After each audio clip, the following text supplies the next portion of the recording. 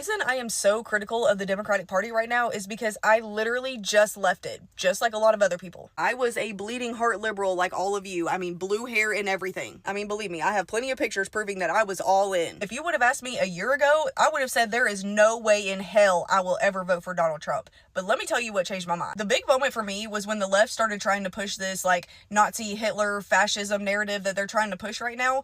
Like, what y'all actually did is made a lot of us really go research Trump even harder. And we started to realize that a lot of things that you guys had shown us about Trump and things that he had said were taken way out of context. A lot of us started noticing a pattern where you guys were showing us like little 10-second clips of a 10-minute conversation that did not reflect the entirety of that conversation at all. So that was number one. And then around Thanksgiving, all of a sudden you guys are telling us that it would be better for us to sit at home and spend the holidays with no one than it would be to go home to your family who voted for Trump. When I heard that, I was like, okay, now y'all are wildin', because you cannot tell me that it is better for your mental health to sit at home alone than it is to go and spend time with your friends and family. Y'all had actual therapists getting on TV and telling you guys this. And the sad thing is that it would have been better for them to encourage you to do something like find other people that believe the same as you to spend the holidays with, but they didn't. They told you to stay in your home and spend the holidays with no one. When that happened, I was like, okay,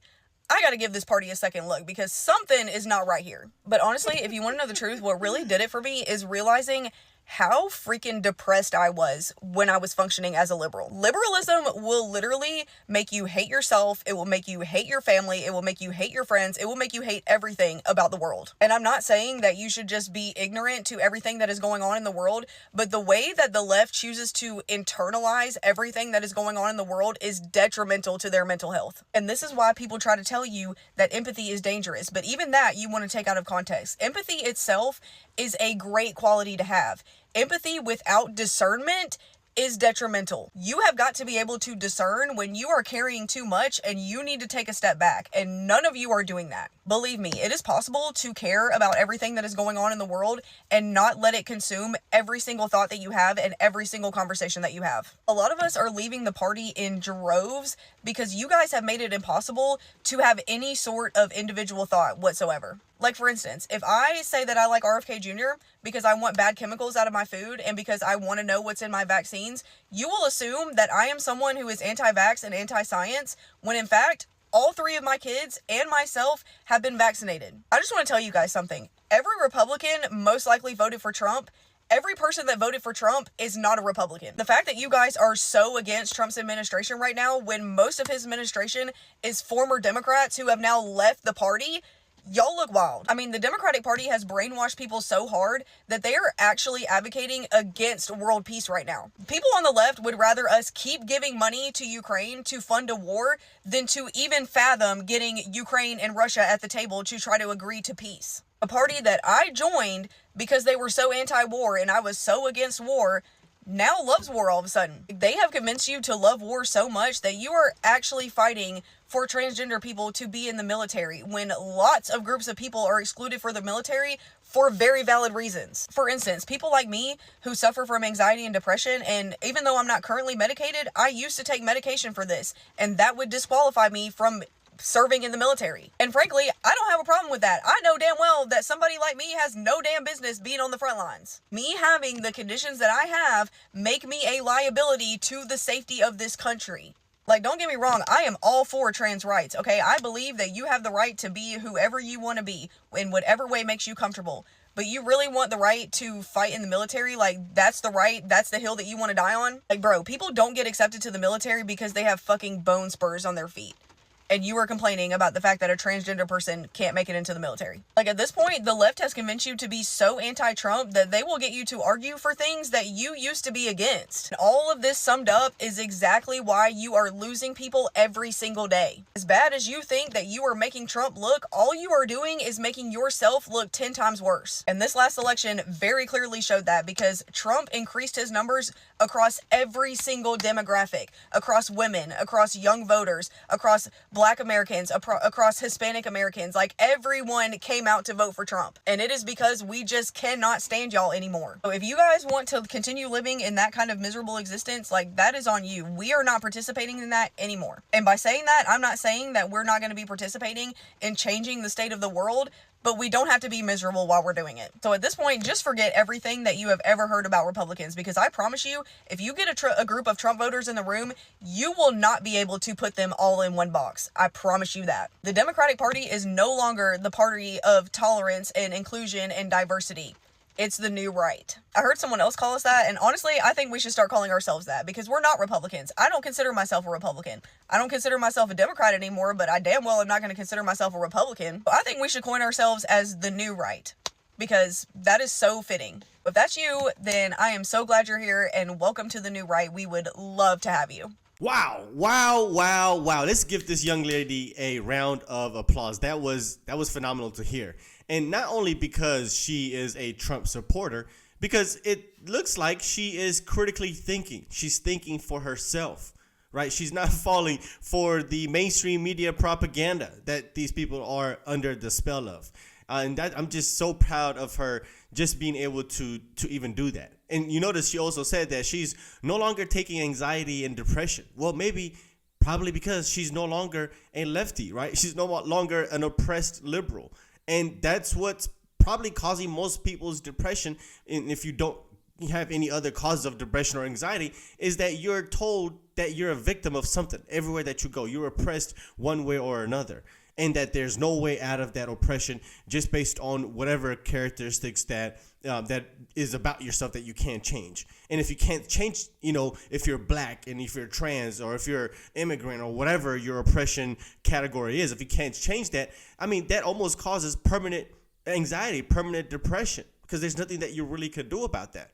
And so, hey, that's probably the reason that she's no longer taking these pills. But I'm just so proud of people like her that are finally speaking up, telling their story, and critically thinking for themselves and opening up their minds and their hearts. And it's great to finally witness that. I recognize the representative from Delaware, Mr. McBride.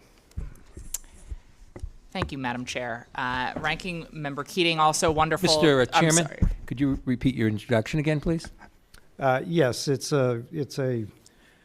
we have set the standard on the floor of the House, and I'm simply... What is that standard, Mr. Chairman? Would you repeat what you just said when you introduced a duly elected representative from the United States of America? Please. I will. The representative from Delaware, Mr. McBride. Mr. Chairman, you are out of order. Mr. Chairman, have you no decency? I've come to know you a little bit, but this is not decent. We will continue this You hearing. will not continue it with me unless you introduce a duly elected representative the right way. This hearing is adjourned. I now recognize the representative from Delaware. And this is probably why nothing gets done, right, with these people in these leadership positions. This is what you're going to fight about, is somebody that is a biological man, by the way, guys. This is a biological male that's transitioned into a woman, into a female. But this guy right here decided to address him as Mr. And, he's not wrong. He's not wrong. But either way, that's his prerogative, right? That's what he wants to address him as, because that's what he sees and that's what he is. But this guy right here on the right side, this liberal right here, was so triggered to a point where, you know what, we're going to adjourn. We're not even going to get to business and do what these American people elected us to do, because you don't want to address somebody on what their preferred pronouns are. Insane. Looking like I might have to take one for the team, y'all. Everybody's been asking who's going to do it. Honestly, truly, I ain't got nothing else to lose. So what's up? Yeah, no. It wasn't me. I promise. I'm still here. See, the problem with that person didn't have the right plan. Okay? That's all I'm saying. The greatest case for demonic activity. And you know me, I'm very, very pragmatic, and I don't get into all the woo-woo stuff. Yeah. I'm not very religious at all. But the greatest case for the devil is the Democratic Party. I've never in my life. Every time I look over there and I wonder if God's real sometimes, the fact that the Democratic Party exists and I see some of the things that they're a part of and the things that they stand behind and push, the people groups that they exploit is the greatest case for the devil, which in turn is the greatest case for the existence of God. There is evil in that party, and they're under the influence of demonic power. Would you pray with me? Come, Holy Spirit, into the hearts of all of your beloved children, and kindle within us the fire of your unending and relentless love. May all of my words and our hearts together honor you today, O God, our rock and our Redeemer. Amen. But performing gender as a daily task, I would argue, is a learned cultural trait to which we have all been exposed. As understandings of drag have changed throughout history, perhaps drag today could be defined as that which threatens the already fragile and arbitrarily constructed framework for gender performance that is necessary to maintain power dynamics. Conversely, it could also be that from the moment we are born, and perhaps even before that, when families gather to reveal the sex organs of their child, that the drag show begins. The blue confetti falls and the pink smoke clears, and there's a mad dash to project cultural and societal expectations of gender performance onto that child. These are learned behaviors that can be shaped either through shame or affirmation based on a perceived correct performance of drag. And it has a profound effect on our imagination and our self-worth and our relationship to the world. Yeah, this is absolutely demonic. I mean, I don't know about you guys, but this does not sit well with me. And here's the thing. It looks like I might be looking at it too deep, but I see, look at that. It looks like the devil's horns right there, right? Am I looking at that too deep or what? That doesn't look like that's a normal forehead. That looks like it's something done intentionally, either with makeup or I don't know. People put stuff in their foreheads and their faces and piercings and all that. The beard looks like it's almost done to be a mockery of Jesus Christ's beard, but she's probably trying to make fun of it. I mean, this whole thing is just wow. Anyway, let me know what you think. Here's why the woke movement keeps shifting its goalposts. What we're seeing with today's social justice movement is exactly what the philosopher of totalitarianism, Hannah Arendt, warned about. A constant revolution with no end in sight. These movements, from feminism to gay rights, anti-racism, decolonization, and trans issues, mirror Arendt's observation that revolutions never settle, never declare victory, and never stop because they're not actually about achieving equality under the law. It's about expanding their umbrella until all individuals become part of one mindless blob that operates with a single rigid ideology, making them easier to organize for political ends. As soon as one cause wins, they find the next group to rally behind to justify the movement's existence. This is why they dispensed with feminism for transgenderism, which is directly at odds with the other movement. Fringe groups are absorbed not to help them, but to keep the movement alive. There's no end because the goal is not actually justice. It's the complete centralization of power. Orwell nailed it when he said one does not establish a dictatorship to safeguard a revolution, one makes the revolution to establish the dictatorship. So don't expect woke ideology, which is now embedded in every Western institution under the guise of diversity, equity, and inclusion, to burn out on its own. This movement thrives on Orwellian doublespeak, where diversity really means conformity, equity really means some animals are more equal than others, and inclusivity really means exclusion for those who oppose the revolution. The woke mind virus will continue to ceaselessly steamroll society until everyone is absorbed or anyone who opposes it is socially exiled. This is why it is more necessary than ever for Western society to say enough with equality of outcomes and return to the values of equality under the law and meritocracy. If this ideology continues, Western civilization itself is at stake. And there you have it. That literally describes the modern day Democratic Party to the T. This is the best description, definition, illustration that you will get to describe the Democratic Party that we are experiencing today.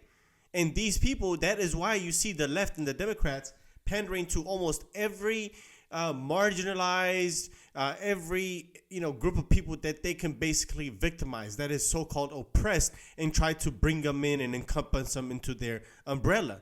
And they'll frame it to a way that they'll tell you that they're the only ones that actually will affirm your oppression, and then also tell you that they're the ones that can fix it. But their affirmation is really just the creation of the oppression in itself, because it doesn't really exist. And this is how you know that it doesn't exist. And they also know that it doesn't exist, is that anybody that is so-called oppressed, like, for example, myself, according to them, because I'm black and I'm an immigrant, I'm supposed to be oppressed one way or another, right?